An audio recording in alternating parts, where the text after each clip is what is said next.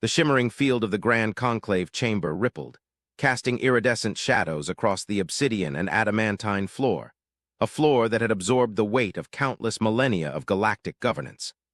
Above, the holographic projection of the uncharted sector pulsed, an ominous, undifferentiated crimson haze against the familiar cerulean and viridian territories of the federated systems. Within the tiered amphitheater, the assembled delegates, representatives of the stellar mandate, the Solarian Compact, the Kyler hegemony, and the vast, intricate network of the United Systems Alliance, maintained a silence that was less respectful than it was utterly brittle, charged with a profound, almost primal apprehension. Elder Vorlag, his scaled form rigid upon the central dais, his multifaceted eyes reflecting the crimson haze with an unnatural intensity, finally broke the fragile stillness. His voice, modulated by a subvocalizer to resonate with the gravitas expected of his station, was a low thrum that seemed to vibrate not just the air, but the very ossature of the listening delegates. "We have monitored their nascent expansion for cycles beyond reckoning," Vorlag articulated, his gaze sweeping across the faces, the photoreceptors, the sensor nodes of the assembled species. Their homeworld, Terra, was until recently a distant, verdant jewel unremarkable save for its rather aggressive biological volatility. They were deemed a curiosity. A species with a rudimentary understanding of interstellar transit, barely capable of sustainable orbital operations, certainly not a threat to the established order. Our initial ethnographic projections categorized them as an emergent, but ultimately contained, subsentient collective. We observed their internal conflicts, their struggles with resource allocation, their almost paradoxical drive towards both self-destruction and grand achievement. We classified them ultimately as a species of inherent but predictable limitations, yet the data has shifted. The readings from the periphery zones are discordant. Their expansion rate has accelerated beyond all probabilistic models. Their drive, their ingenuity, it has become perplexing. And now, the sector known as Sagittarius Arm Corward Rim, once a desolate, resource-scarce void, is exhibiting anomalous energy signatures. Signatures that suggest not merely presence, but substantial, rapid, and profoundly efficient industrialization.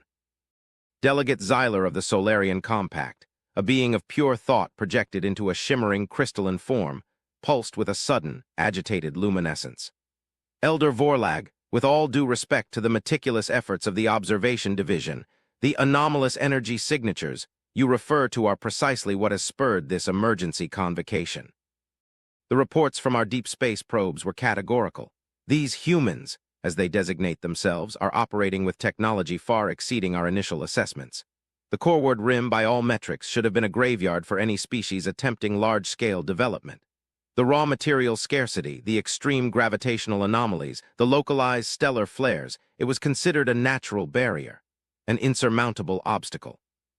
Our own exploratory vessels, equipped with specialized shielding and adaptive warp drives, struggled to maintain operational stability.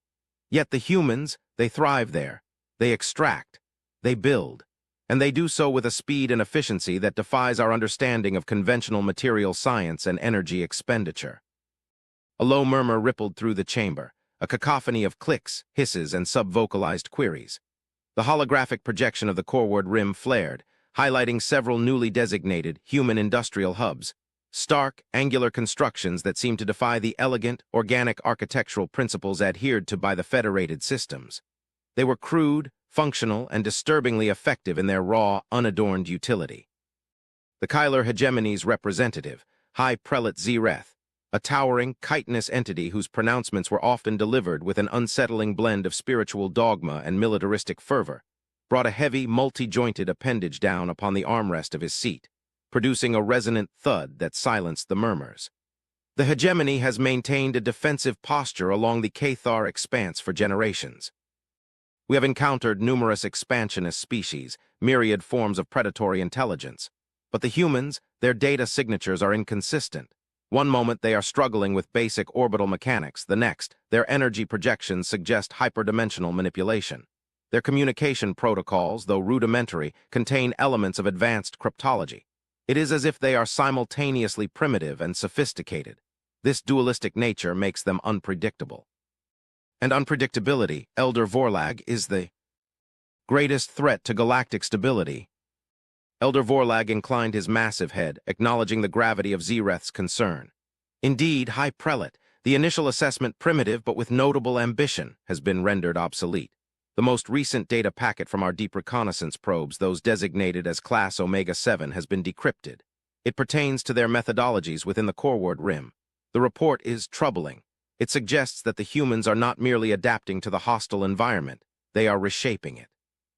Not with elegant, optimized structures, but with what our analysts describe as brutal, overwhelming application of force and material.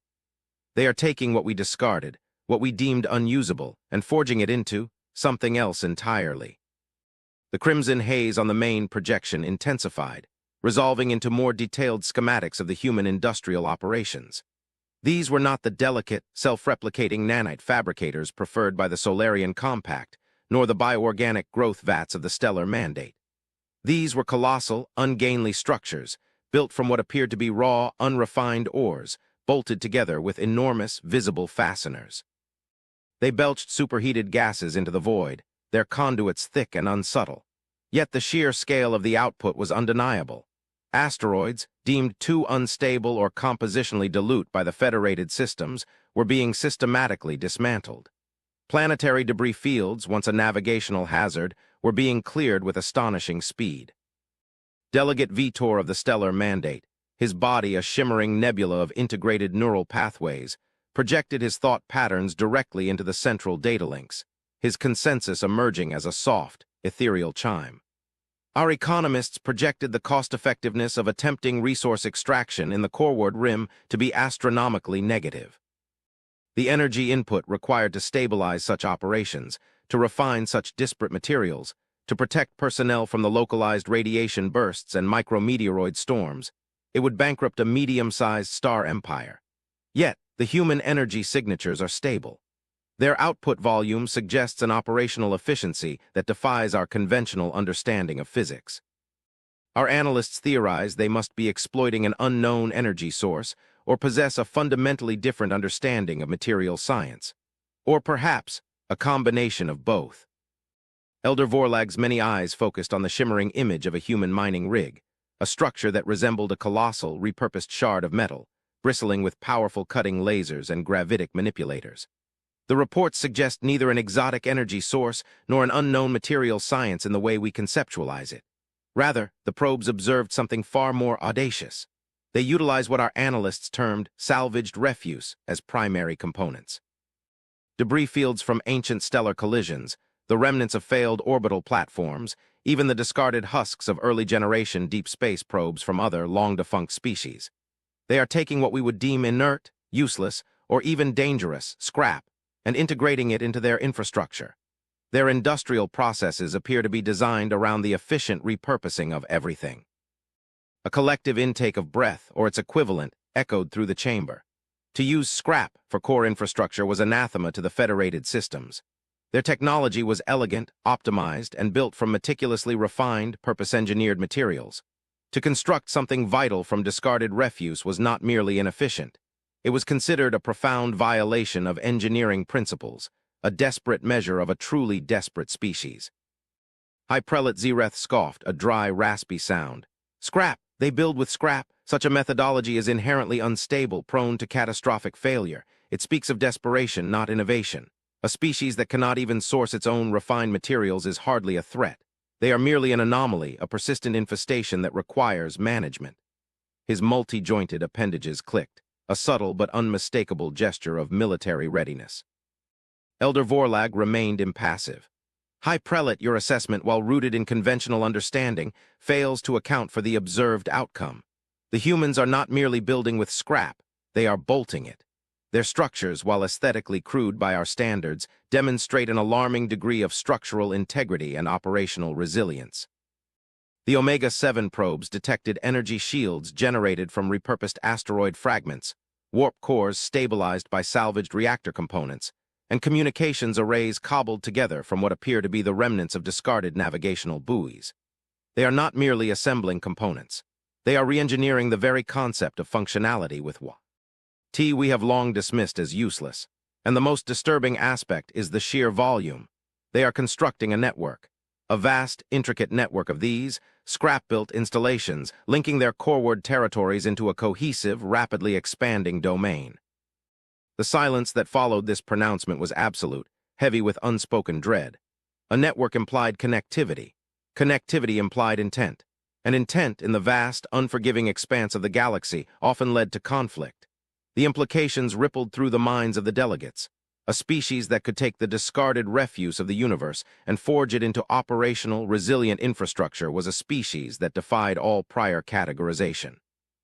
Their resource limitations, once a perceived weakness, had become an unexpected strength. Their apparent lack of refined materials had forced an adaptation that rendered them immune to the very economic pressures that constrained other civilizations. They were building their empire from the universe's forgotten waste, and in doing so, they were demonstrating a terrifying self-sufficiency. Delegate Xyler, his crystalline form pulsing with a new, deeper hue of concern, finally spoke, his voice now imbued with a tone of philosophical contemplation. This paradigm shift, it is profoundly unsettling. We have always sought optimization, elegance, the refinement of raw materials into their most efficient forms. We design for perfection, for minimal waste. The humans, it seems, design for maximal utility from minimal perceived value. They do not seek perfection in form, but in function, regardless of the aesthetic. They do not discard, they adapt. This is not mere ingenuity, it is an entirely different approach to existence. A dangerous one, perhaps, for those who adhere to the established order. The elder Vorlag nodded slowly, his ancient eyes fixed on the expanding crimson smear on the holographic projection. Indeed, Delegate Xyler, the Omega-7 probes have now breached the outer defensive perimeter of one of their primary deep space construction hubs. They are transmitting live data. We are about to witness, in real time, the operational reality of this human methodology. The main projection zoomed inward, dissolving the general crimson haze into a detailed, three-dimensional rendering of a massive orbital platform. It was truly a bewildering sight. Jagged edges of what appeared to be asteroid hulls formed the outer shell, interconnected by colossal girders that seemed to be scavenged from ancient, defunct space stations. Visible conduits snaked across the surface, often patched and reinforced with materials of disparate origin. Yet amidst this chaotic assemblage, there was a profound sense of purpose. Powerful energy projectors built from what looked like repurposed ship engines pulsed with controlled power. Automated drone swarms, constructed from a patchwork of metallic alloys, moved with astonishing precision, welding, cutting, and manipulating even larger components. A data overlay appeared, providing real-time energy signatures. They were high, almost explosively so, yet contained. The structural integrity readings, surprisingly, were far above the projected minimums for such a conglomerate of materials. The atmosphere inside, though unknown, was stable. And the scale, the sheer, audacious scale of the construction was staggering. This was not a single facility. It was an interconnected ecosystem of repurposed parts, a self-sustaining organism of salvaged refuse. The humans, Elder Vorlag articulated, his voice now lower, tinged with a subtle awe, are not merely building with scrap. They are creating a new form of structural resilience. They have embraced the chaotic, the imperfect, and found a way to render it formidable. This orbital hub, for instance, is absorbing and disseminating the localized gravitational anomalies of the coreward rim with an efficacy that our own purpose-built gravitic stabilizers could barely achieve. Its very irregularity, its chaotic composition, seems to make it less susceptible to predictable stresses. High Prelate Zereth's earlier scoff had evaporated, replaced by a deep, resonant rumble in his segmented chest. His multifaceted eyes narrowed, fixed on the projection. They are turning weakness into strength. They are taking the very liabilities of the universe and weaponizing them. This is an unsettling form of adaptive evolution. If they can extract such efficiency from refuse, what would they achieve with the prime materials we possess? What would they demand to possess? The unspoken threat hung heavy in the air. Resource acquisition was often the genesis of interstellar conflict. Delegate Vitor projected a series of complex equations, their elegant spirals contrasting sharply with the crude functionality of the human structures. Our computational models indicate that their current rate of expansion, coupled with this scrap-based methodology, allows for an exponential growth curve that could, within a mere few hundred cycles, encompass significant portions of the coreward sectors. Their resource dependency is inverted. Instead of relying on rare, pristine deposits, they can utilize the ubiquitous, discarded refuse of the galaxy. This makes them economically unassailable by traditional means of resource denial. We cannot starve them of materials, for they thrive on what we deem inert. We cannot deny them strategic locations, for they make any location strategic through sheer brute force construction. The implications were profound. For generations, the federated systems had maintained galactic peace through a delicate balance of economic power, resource control, and technological superiority. The humans, by fundamentally altering the definition of what constituted a resource, were threatening to dismantle that entire framework. "We have detected a transmission," Elder Vorlag announced, his voice regaining its customary authority, but now infused with a palpable undercurrent of anticipation. "It originates from the human orbital hub, a direct, unencrypted channel. They are attempting communication." The chamber fell silent once more.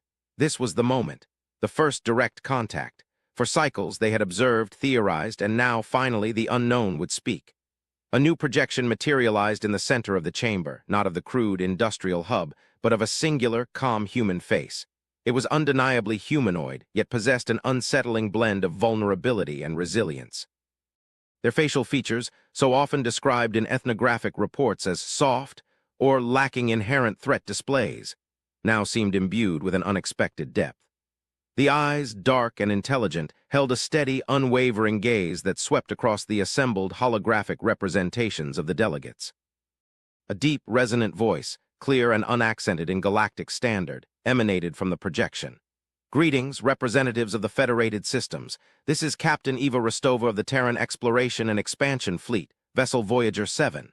We detect your probes and understand your apprehension regarding our presence in what you have designated the Sagittarius Arm Coreward Rim. We assure you, our intentions are purely developmental. We seek no conflict, only opportunity. We have observed your magnificent civilizations from a distance for some time, and we wish to establish formal diplomatic relations." The unexpected calm professionalism of the voice, coupled with the direct, almost disarmingly frank address, momentarily stunned the delegates. There was no aggression, no bluster, no overt display of power, only a simple, direct statement of intent. High Prelate Zereth, recovering first, projected his own image onto the field, his form towering and imposing, an undeniable display of Kyler might. "Captain Rostova, your rapid expansion into this contested zone, your utilization of unorthodox methodologies has caused considerable alarm within the federated systems. This sector was deemed uninhabitable, resource scarce. Your presence here and your stated intent of development is viewed with suspicion. What resources do you seek in such a desolate region? What purpose do these crude, yet alarmingly efficient, structures serve?" Captain Rostova's expression remained unreadable, a subtle hint of a smile playing on her lips, a gesture that was profoundly alien in its context. "High Prelate Zereth, we understand your concern. To answer your question directly, we seek opportunity in scarcity. The resources we utilize are indeed those you have long since deemed unprofitable or unusable. The scrap you observe is, to us, a bountiful harvest.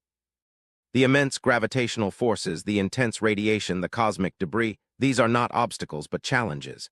And humans, High Prelate, are rather adept at overcoming challenges. Our structures are not crude, they are robust. Our methodology is not unorthodox, it is simply efficient given our circumstances. We call it adaptive construction. We take what is available, regardless of its perceived value, and we engineer solutions. We bolt together necessity with ingenuity. And the purpose of these structures? To provide a foundation for further exploration, for deeper understanding, and ultimately for expansion." Delegate Zeiler, intrigued by the human's philosophical framing, interjected.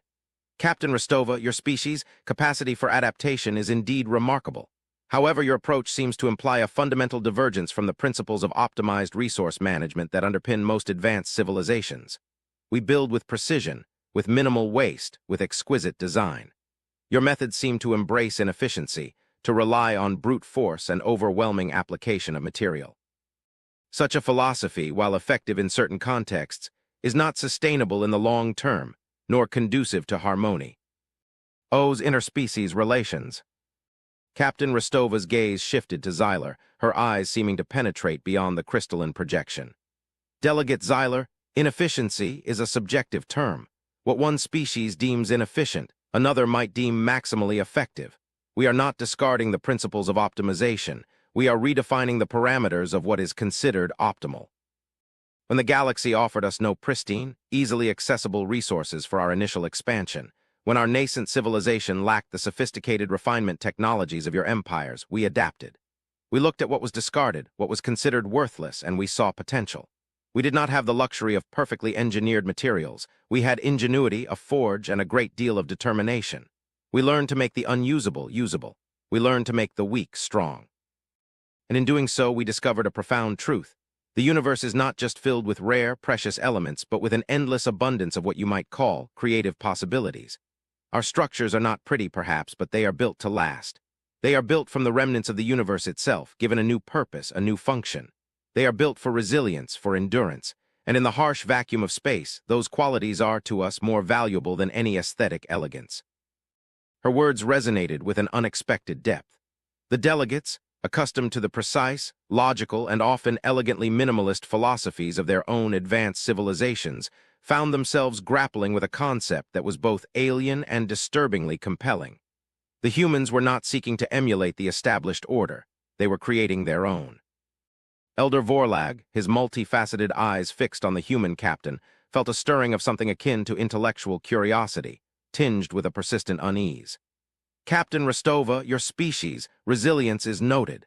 However, the sheer scale of your operations, particularly within the Corward Rim, has created a significant energy displacement signature. Your industrial output is considerable. While you state your intentions are purely developmental, the resources you are accumulating, even from scrap, could be repurposed for significant military applications. The federated systems maintain a policy of non-proliferation concerning weaponized infrastructure of this magnitude. Captain Rostova's expression remained calm, betraying no offense.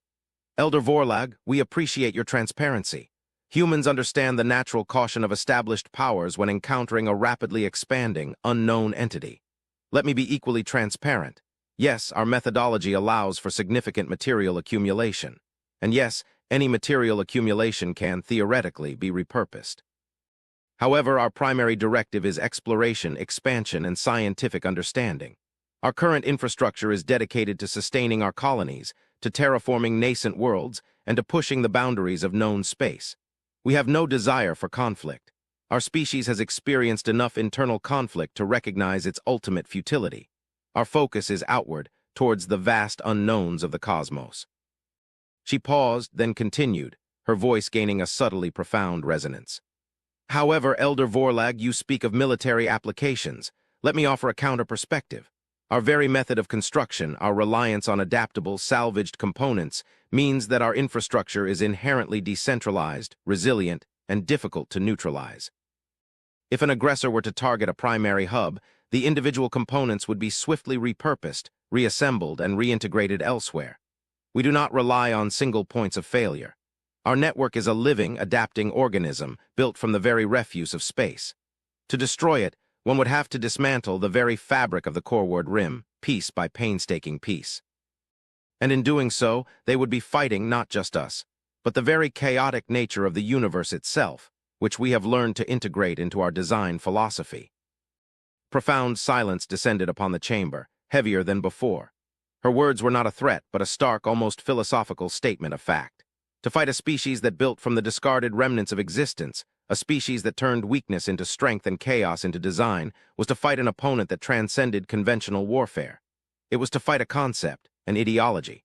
The humans had taken what was worthless and made it functionally invincible through sheer, audacious ingenuity. High Prelate Zereth, for the first time, seemed genuinely unsettled. The military mind within him, accustomed to identifying vulnerabilities and exploiting them, found itself confronted with a foe that had none, or rather had turned them into strengths. This, adaptive construction, it is unprecedented. Are you suggesting that your infrastructure is inherently non-destructible by conventional means? Captain Rostova shook her head, a faint, almost imperceptible smile returning. No, High Prelate, nothing is truly non-destructible. But everything we build is designed for rapid repair, for modular replacement, for integration of new, unexpected components. If a section is damaged, we replace it with another salvaged piece. If a core system fails, we reroute power through redundant, repurposed conduits. We do not build for pristine perfection. we build for persistent functionality. Our fleet, for instance, is constructed in a similar manner. Each vessel is a testament to adaptive engineering, its components often derived from disparate sources, yet working in cohesive harmony.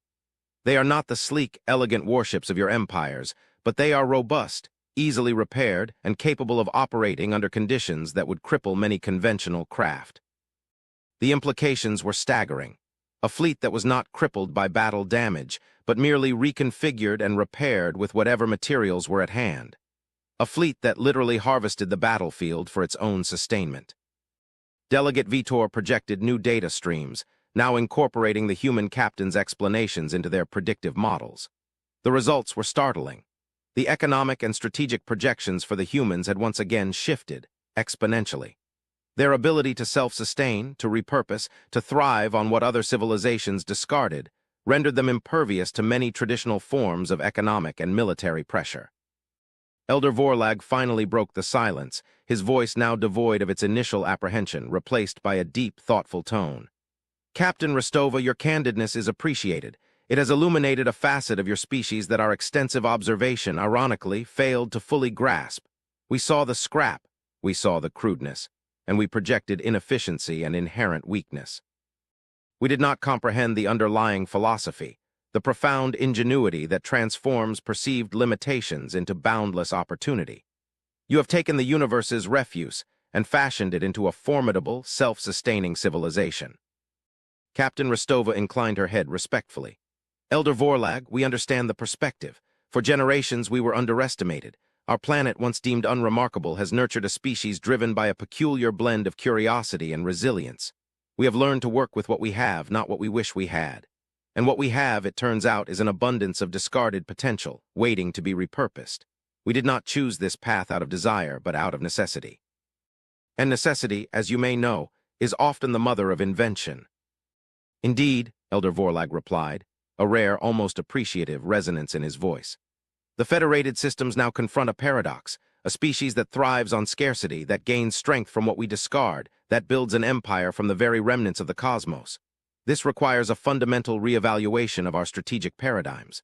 Captain Rostova, the federated systems formally invite your species, the humans, to send a diplomatic envoy to the Grand Conclave. We wish to understand this philosophy, this methodology in greater detail.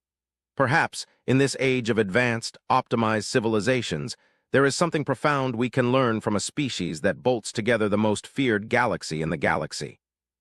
A collective murmur of agreement rippled through the chamber. The fear and suspicion had not entirely vanished, but they were now tempered by a profound, almost intellectual curiosity. The humans were not a threat to be eliminated, but a phenomenon to be understood, perhaps even a potential ally. Captain Rostova's smile broadened slightly, a gesture that now seemed less alien and more universally reassuring. Elder Vorlag, we accept your invitation. We believe that understanding and cooperation are the true pathways to a thriving galaxy. We look forward to sharing our perspectives, and perhaps even some of our adaptive construction techniques. There is much to be gained when disparate minds come together, even if one builds with elegant, refined materials and the other bolts together scrap. The projection of Captain Rostova faded, leaving behind a silence that was no longer brittle with apprehension, but pregnant with profound reflection. The initial contact had not been a clash of empires, but a clash of philosophies, and the humans, through their sheer audacity of ingenuity, had managed to reframe the very concept of galactic power. They were not powerful because of what they possessed, but because of what they could do with what they lacked. The diplomatic mission from Earth arrived at the Grand Conclave several cycles later, not in a sleek, elegant vessel, but in a utilitarian, robust starship, its hull a patchwork of subtly different metallic alloys, bearing the marks of countless repairs and adaptations. It was a vessel that clearly embodied the human philosophy of adaptive construction. The conclave delegates, having now processed the initial information and the subsequent data packets detailing the humans' deep space operations, regarded the vessel with a mixture of fascination and lingering trepidation. Its very appearance was a statement. We are practical, we are resilient, and we thrive on what you discard. The human delegation, led by Ambassador Kalen Vance, a figure whose calm demeanor belied a formidable intellect, was ushered into the main diplomatic chamber. Unlike the initial holographic projection of Captain Rostova, Ambassador Vance was physically present, a stark reminder of their tangible reality.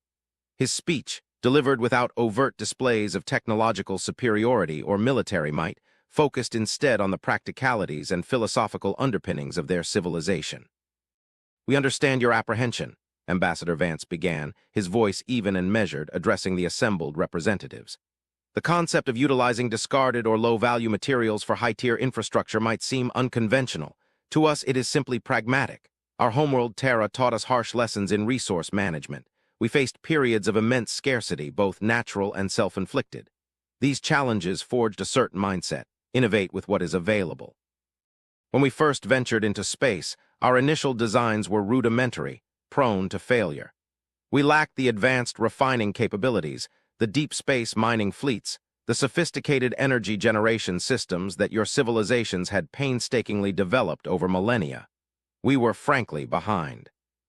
A subtle hum of agreement rippled through the chamber from some of the delegates who remembered the initial, dismissive assessments of humanity. "But instead of despairing," Vance continued, "we adapted. We looked at the asteroid belts not as inert rock but as an endless source of structural components. We saw orbital decay fields not as hazards but as raw material quarries. We learned to process disparate alloys, to integrate alien technologies we found adrift, to re-engineer existing systems for entirely new purposes. Our ship hulls are not uniformly composed, but are a mosaic of hundreds of different material compositions, each section optimized for specific stress loads, radiation absorption, or energy dissipation, often built from materials you would categorize as waste byproduct. We do not build to exquisite blueprints. We build to adaptable schematics. Our engineers are less like architects and more like skilled artisans of improvisation, forging strength from disparity." Delegate Zeiler, ever the pragmatist, projected a query. "Ambassador Vance, your capacity for improvisation is remarkable. However, our deep space reconnaissance probes have identified significant energy fluctuations emanating from your coreward rim territories. While you previously stated these were for developmental purposes, the sheer magnitude suggests capabilities beyond simple resource processing. Are you engaged in projects that require energy outputs of a scale comparable to stellar manipulation?" Ambassador Vance nodded slowly. "A pertinent question, Delegate Zeiler, and one we are prepared to answer with full transparency. Yes, our energy output in certain sectors is indeed considerable. This is directly related to our primary developmental directive, the establishment of stable, self-sustaining ecologies on worlds previously deemed uninhabitable. We are engaged in large-scale planetary engineering, or what you might call terraforming. The coreward rim, while resource-scarce in terms of pristine elements, is rich in worlds that, with sufficient energy input and adaptive atmospheric processors, can be transformed into new Terran habitats." This revelation sent a ripple of astonishment through the chamber. Terraforming was an endeavor of immense complexity and energy expenditure, typically reserved for only the most advanced, resource-rich civilizations. To undertake such projects with scrap and improvised technology was audacious beyond belief. High Prelate Zereth, his multifaceted eyes widening with a new understanding, spoke with a voice that was uncharacteristically subdued. "Terraforming, with salvaged components? This defies all conventional engineering principles. The stability required, the precision of atmospheric composition, the bioengineering of viable ecosystems. These are tasks that require immense, centralized processing power and pristine material integrity. How do you achieve this with disparate re-engineered systems?" Ambassador Vance offered a calm, almost patient smile. "High Prelate, we do not strive for pristine integrity in the way you define it. We strive for resilient integrity. Our terraforming platforms, for example, are not monolithic structures. They are distributed networks of adaptive environmental processors, each unit designed to independently regulate localized atmospheric conditions, water cycles, and soil composition. If one unit fails, its function is immediately absorbed by adjacent, repurposed units. We do not build a single, perfect system. We build a million imperfect systems that together form a functionally perfect whole. We call it distributed redundancy through chaotic integration. And the energy for these operations, we harness it directly from the local stellar environment, utilizing specialized modular stellar collectors constructed from, yes, salvaged high-density alloys and repurposed energy conduits." The delegates exchanged looks of profound disbelief. To build a civilization, a fleet, And now, even entire planetary biospheres from discarded refuse was a concept so alien to their finely tuned, optimized societies that it bordered on the miraculous. Elder Vorlag, his presence on the dais exuding a new sense of respect, interjected. Ambassador Vance, your people's capacity for innovation in the face of perceived limitations is truly unprecedented. It seems your species has not merely adapted to scarcity, but has fundamentally redefined the concept of abundance. We had long categorized your homeworld as a relatively unremarkable, Class 3, planet. Yet your cultural output, your artistic expressions, your philosophical inquiries, are startlingly rich and complex. How does a species with such a focus on raw, utilitarian survival also foster such profound internal complexity? Ambassador Vance's gaze swept across the chamber, meeting the gaze of each delegate in turn. Elder Vorlag, there is a profound misunderstanding in the premise of your question. For humans, survival and complexity are not mutually exclusive. They are intimately intertwined. Our struggles for survival, our need to adapt and overcome, have historically been the very crucible in which our philosophies, our arts, and our social structures have been forged. We did not achieve complexity despite our struggles. We achieved it because of them. When you are forced to make do with less, you learn to appreciate the hidden value in everything. You learn to find beauty in imperfection and strength in disparity. Our capacity to take scrap and bolt it into functional infrastructure is not just a technological feat. It is a cultural expression. It reflects our innate drive to find purpose, to create value, to imbue meaning where none was perceived. It is a testament to our stubborn belief that even the smallest, most insignificant component can contribute to something grander. His words, delivered with a quiet sincerity, resonated deeply. The delegates, for the first time, began to perceive the humans not just as an unpredictable anomaly, but as a civilization with a profound, if unconventional, internal logic.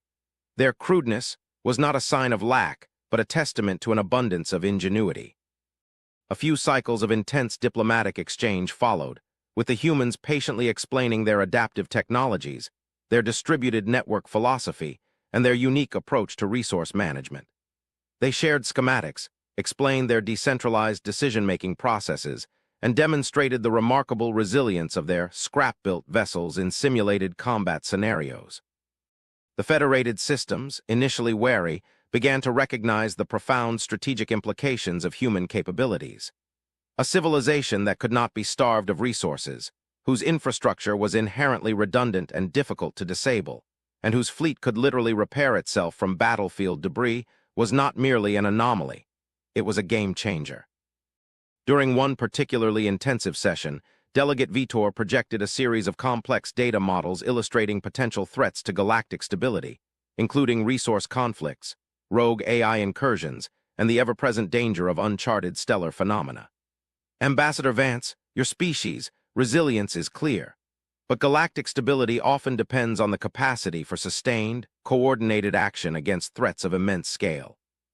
Your decentralized, adaptive approach, while robust, might lack the centralized authority and optimized response capabilities necessary for rapid, large-scale defensive operations across vast stellar distances. Could your scrap-built forces truly stand against an existential threat? Ambassador Vance listened intently, his gaze unwavering. Delegate Vitor, your concern is valid and one we have considered deeply. Our decentralized nature does not imply disorganization. It implies parallelization and adaptive coordination.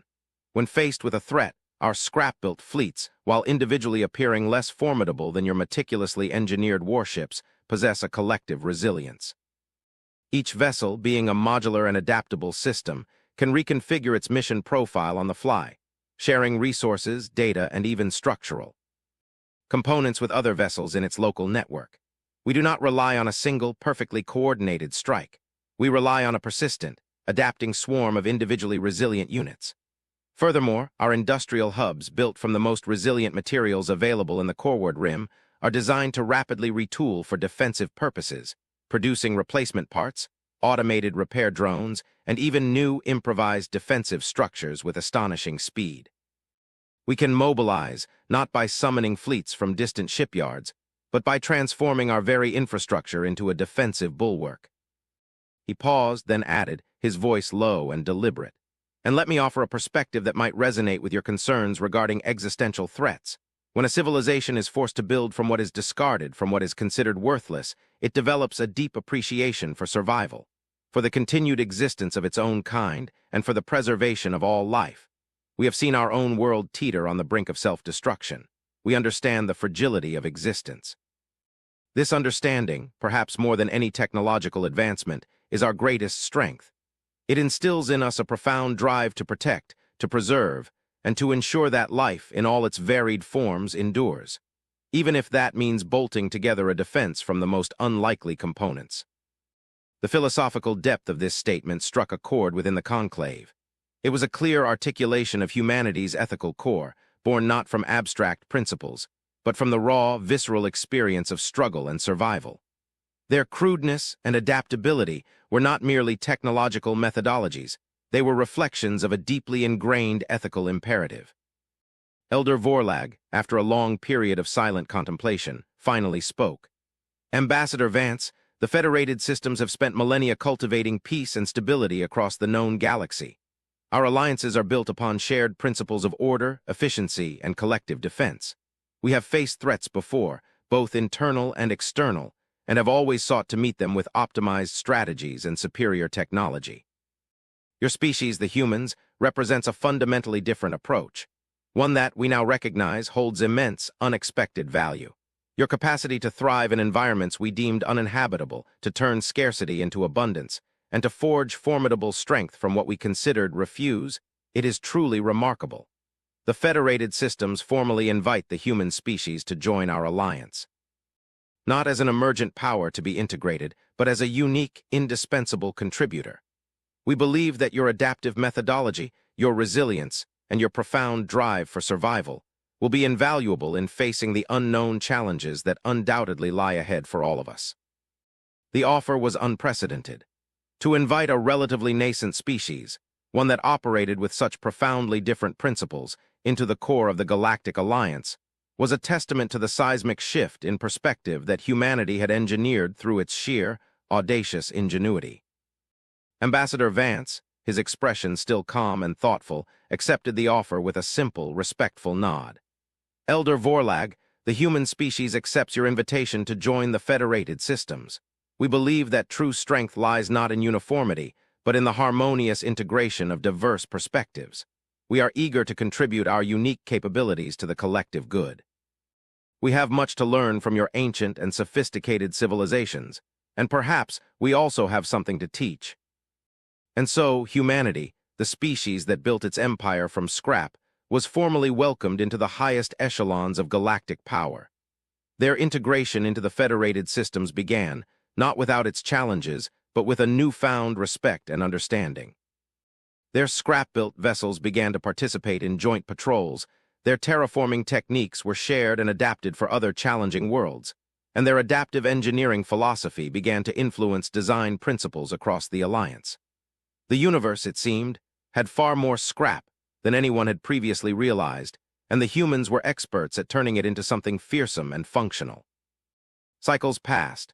The Federated Systems, bolstered by humanity's unique resilience and adaptive capabilities, experienced a new era of stability and cautious expansion. The human methodologies of adaptive construction and distributed redundancy through chaotic integration became invaluable, particularly in contested border zones and resource-scarce regions where traditional, optimized construction was impractical. Humanity's ability to turn battlefield debris into functional repairs, to rapidly retool industrial hubs for defensive purposes, and to make any position strategically viable through sheer, audacious construction proved to be an indispensable asset. The galaxy learned to stop seeing human installations as crude and started seeing them as unassailable. Then the first signal arrived. It was not a directed communication, nor an encrypted message from a known species. It was a resonant, rhythmic pulse emanating from the deepest, uncharted void beyond the galactic plane, a region previously thought to be devoid of complex stellar structures, let alone sentient life. The signal was ancient, its waveform exhibiting characteristics that suggested an unimaginable travel time across intergalactic distances. It carried no discernible language, no visual data, only a complex mathematical sequence that, when finally deciphered by the combined efforts of the federated systems, most advanced AI and human pattern recognition algorithms, revealed a startling truth. The signal was a warning. It detailed with chilling precision the arrival of an existential threat. Not an invading fleet, not a rogue empire, but a cosmic phenomenon of terrifying scale and destructive potential. It was an intergalactic rogue wave of dark energy, propagating through spacetime, consuming all matter and energy in its path. It was slow, inexorable, and utterly indifferent to life. And according to the ancient warning, it was headed directly for the Milky Way galaxy. The estimated time of impact was calculated to be within mere tens of thousands of cycles, a blink in cosmic time, but an unthinkably short period for a galaxy to prepare for an enemy that devoured stars.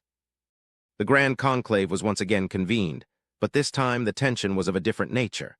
It was not political fear, but universal dread.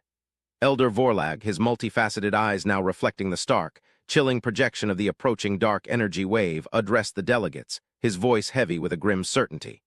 This ancient warning, transmitted across billions of light cycles, speaks of a force beyond our comprehension, a force that has consumed countless galaxies before ours.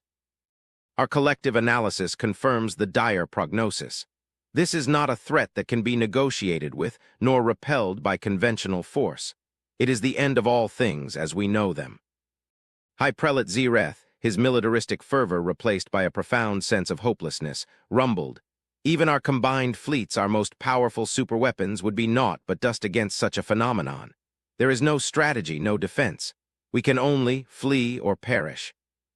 Delegate Xyler, his crystalline form pulsing with agitated despair, projected complex simulations of mass evacuations, each one concluding with the same terrifying certainty. There was nowhere to flee that the wave would not eventually reach, and no way to move entire civilizations fast enough.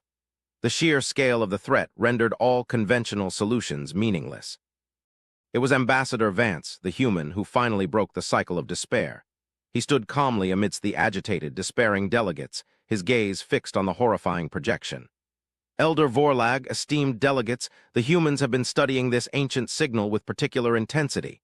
We share your dread, for it speaks to the very core of our existence. But we also see something else within its patterns, within its very nature." He paused, allowing the gravity of his statement to settle. "This dark energy wave, it is not an intelligent foe.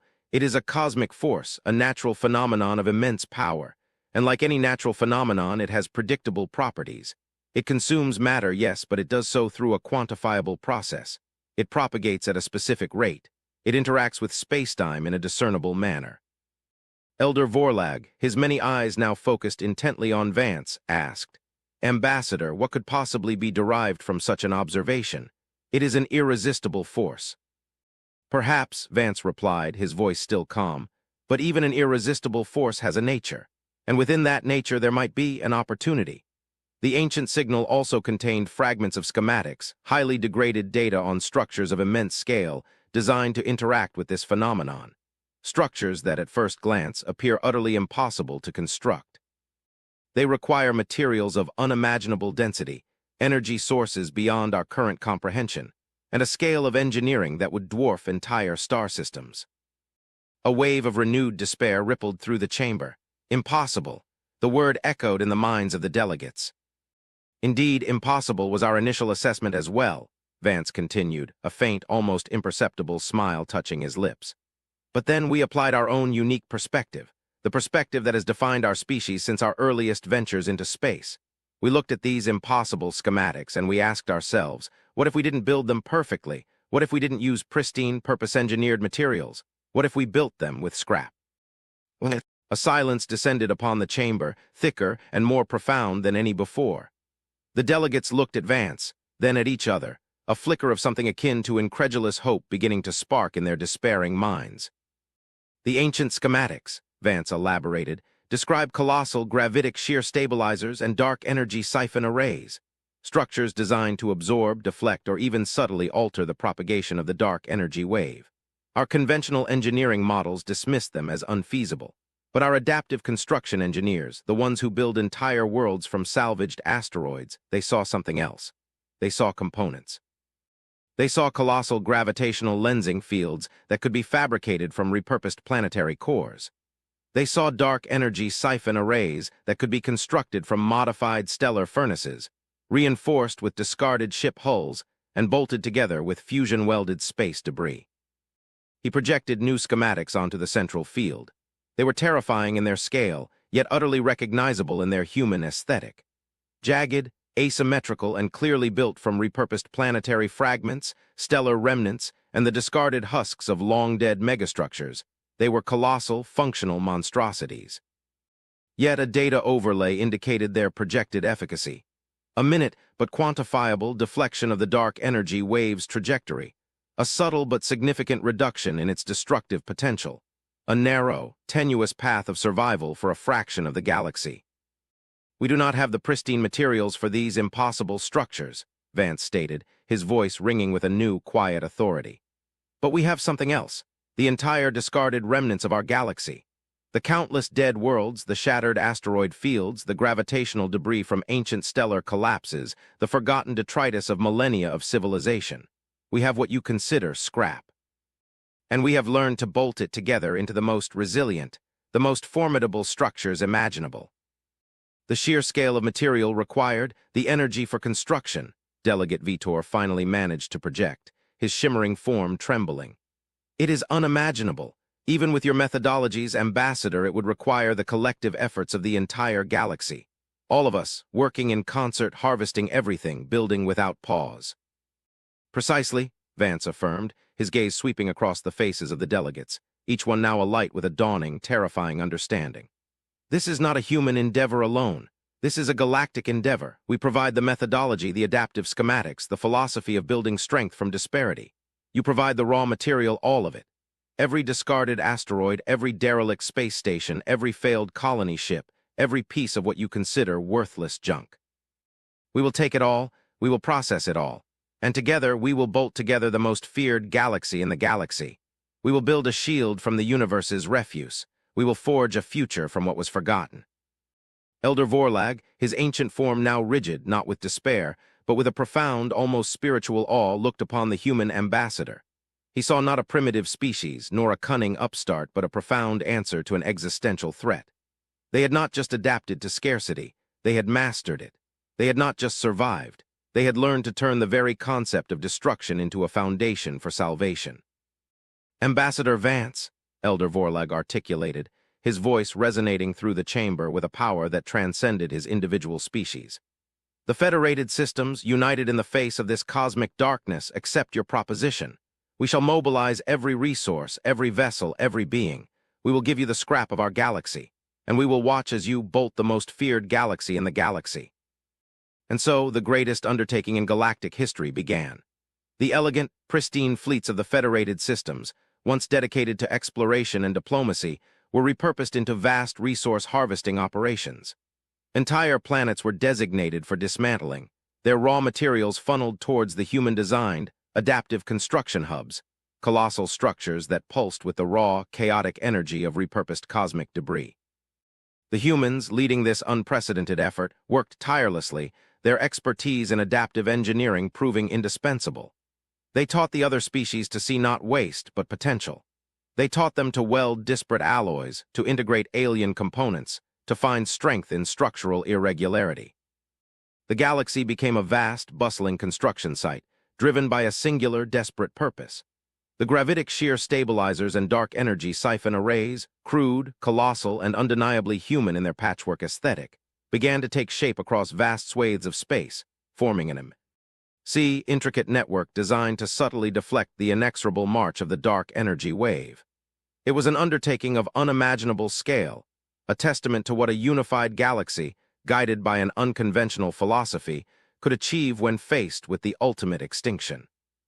As the tens of thousands of cycles dwindled, as the dark energy wave loomed larger on the galactic horizon, a profound transformation had occurred. The galaxy was no longer just a collection of disparate empires. It was a single, unified entity, bound by a common threat and a shared purpose. The refined and elegant met the crude and resilient. The optimized met the adaptive, and together they built the impossible. When the leading edge of the dark energy wave finally made contact with the outermost layers of the scrap shield, the galaxy held its breath. The cosmic force, an entity of pure, consuming nothingness, met a barrier forged from the discarded remnants of creation itself. There was no grand explosion, no cataclysmic clash. Instead, the gravitic shear stabilizers, powered by repurposed stellar cores and braced by salvaged planetary fragments, subtly distorted the fabric of spacetime, causing the dark energy wave to ripple and bend, ever so slightly. The dark energy siphon arrays, a network of colossal, crude collectors built from ancient starship hulls, absorbed minute fractions of the wave's destructive force, converting it into residual energy that was immediately channeled back into the shield's maintenance.